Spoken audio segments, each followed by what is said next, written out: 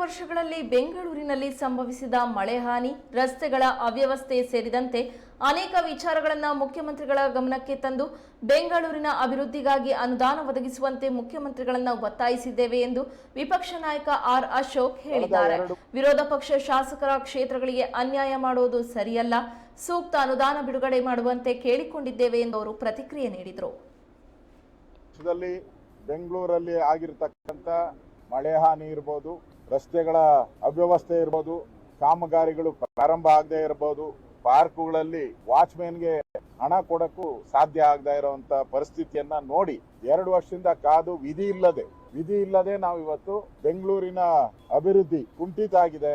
ಬೆಂಗಳೂರಿನ ಜನ ಶಾಪ ಆಗ್ತಾ ಇದ್ದಾರೆ. ಇನ್ನೊಂದ್ ಕಡೆ ಬೆಲೆ ಏರಿಕೆಯ ಬಿಸಿಯಿಂದ ಜನ ಬೆಲೆ ಏರಿಕೆಯನ್ನ ತಡ್ಕೊಳಕ್ಕಾಗದ ಪರಿಸ್ಥಿತಿಯಲ್ಲಿ ಅಭಿವೃದ್ಧಿನೂ ಕೂಡ ಕುಂಠಿತ ಆಗಿರುವಂತದ್ದು 2 ವರ್ಷದಿಂದ ನೋಡಿ ಸಾಕಾಗಿ ವಿಧಿ ಇಲ್ಲದೆ ನಾವಿವತ್ತು ಮುಖ್ಯಮಂತ್ರಿಗಳನ್ನ ಭೇಟಿ ಮಾಡಿ ಅನುದಾನ ಕೊಡಿ, ಬೆಂಗಳೂರಿಗೆ ಅನುದಾನ ಕೊಡಿ.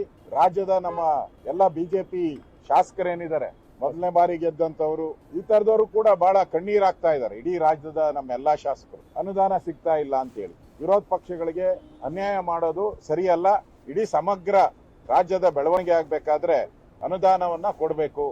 ನಾವು ಹಿಂದೆ ನಮ್ಮ ಸರ್ಕಾರ ಇದ್ದಾಗ ಯಡಿಯೂರಪ್ಪನವರು, ಬಸವರಾಜ ಬೊಮ್ಮಾಯಿ ಇದ್ದಾಗ ಯಾವ ರೀತಿ ಅನುದಾನಗಳನ್ನ ಕೊಟ್ಟಿದ್ದೀರಿ ವಿರೋಧ ಪಕ್ಷಕ್ಕೆ ಅನ್ನೋದನ್ನು ಹೇಳಿದಿರಿ. ಬೈರ್ತಿ ಸುರೇಶ್ ಇವಾಗ ಮಂತ್ರಿ ಆಗಿದ್ದಾರೆ.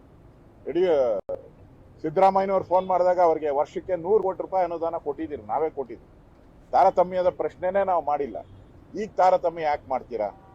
ಅನುದಾನವನ್ನ ಕೊಡಿ. ಸುಮಾರು 150 ಒಂದೊಂದು ಕ್ಷೇತ್ರಕ್ಕೆ 120ರಿಂದ 150 ಕೋಟಿ ರೂಪಾಯಿಯನ್ನ ಅನುದಾನವನ್ನ ಪ್ರತಿ ವಿಧಾನಸಭಾ ಕ್ಷೇತ್ರಕ್ಕೆ ಕೊಡಿ. ನಾವು ಒಂದು ವಿರೋಧ ಪಕ್ಷವಾಗಿ ಅವರಿಗೆ ಮುಖ್ಯಮಂತ್ರಿಗೆ ಮನದಟ್ಟು ಮಾಡಿಕೊಡ್ಬೇಕಾಗಿತ್ತು. ಆಗ್ತಾ ಇರುವಂತ ಅನ್ಯಾಯ ಏನಿದೆ, ಅಭಿವೃದ್ಧಿಯ ಕುಂಠಿತ ಏನಾಗಿದೆ ಈ ಬಜೆಟ್ ಅಲ್ಲಿ ಸರಿ ಮಾಡಿ.